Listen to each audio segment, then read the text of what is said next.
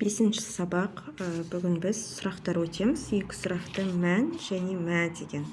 Мән деген кім деген сөз, мә деген не деген. Енді мына жерде бір адамның суреті тұр, бұның аты Ғаббас. Енді мен сұрақ қоямын, бұл кім деп. Сол кезде мән хәзә деп қоямын. Бұл кім? Хәзә Ғаббас. Бұл Ғаббас. Мән хәзихи. Хәзихи әйел дегенде қолданып тұр, Бұл кім? Хәзихи Мәриям. Бұл Мәриям. Енді бұл не деп қоям. Мынау кім деген ол мән хәзә болды, бұл кім деген мән хәзә. Ал бұл не деген мә хәзә. Мә хәзә бұл не? Бұл терезе. Хәзә шуббәкун. Енді мына жерде сағат. Сағатқа сәғатун дегенде тамарбут ғой, сол себепті мен оған әйел тегінде сұрақ қоямын.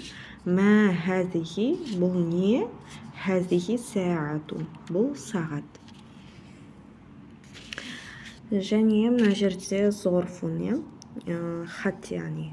Мә хәзә бұл не? Хәзә зорфун. Бұл хат. Мән хәзә бұл кім? Хәзә муаллим. Бұл мұғалім. Дәл сол секілді мына жерде тапсырмасында осылай мән мен мәні қоюымыз керек. Хәзә мұсалләсун деген бұл үшбұрыш. Оған сұрақты мә деп қоямыз. Мә хәзә. Бұл не? Хәзә мұсалләсун. Бұл үшбұрыш. Мына жерде хәзихи шәмсун. Бұл күн. Оған сұрақты мә хәзихи деп қоямыз. Бұл не? Хәзихи шәмсун. Бұл күн. Хәзихи толибатун. Бұл студент қыз.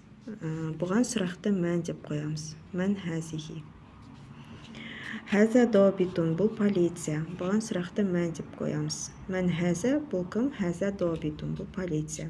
Хәзә мукайфун. Бұл кондиционер. Бұған сұрақты мә хәзә деп қоямыз. Бұл не? Хәзә мукайфун. Хәзихи ядун. Мә хәзихи бұл не? Хәзихи ядун. Бұл қол.